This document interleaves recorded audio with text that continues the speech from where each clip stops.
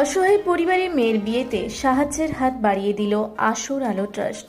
পুরুলিয়া ২ নম্বর ব্লকের পোদলাড়া গ্রামের এক দরিদ্র পরিবারের মেয়ের বিয়েতে বিশেষভাবে সহযোগিতার হাত বাড়িয়ে দিল আসর আলো ট্রাস্ট নামে একটি স্বেচ্ছাসেবী সংস্থা।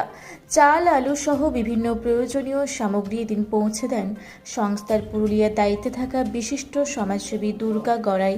উক্ত বিয়েবাড়িতে উপস্থিত হয়ে মেয়েকে আশীর্বাদ করেন সংস্থার সদস্যরা। তিনি জানান, আগামী দিনেও এভাবেই সাধারণ মানুষের পাশে থাকবেন তারা।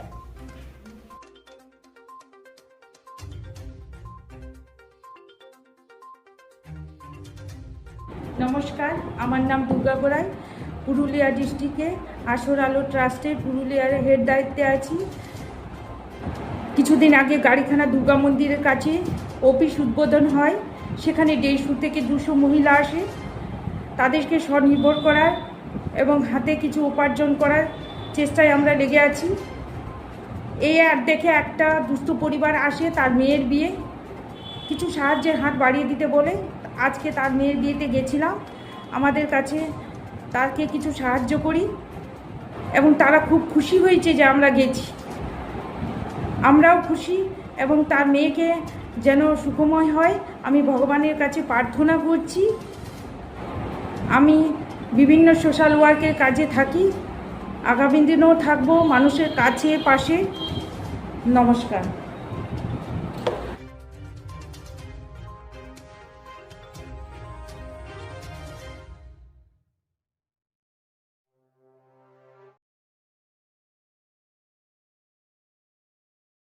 পুরা ব্লকের লধুরকা গ্রামের অদূরে অবস্থিত দৌলত পাবলিক স্কুলের দখলে থাকা বেশ কিছু জমি নিয়ে শুরু হয়েছে আইনি জটিলতা।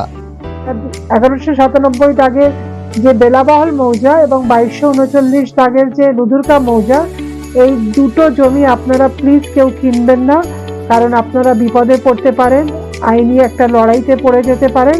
জমিটা একদম ডিসপিউটেড, ফলে একটু সাবধানে থাকবেন।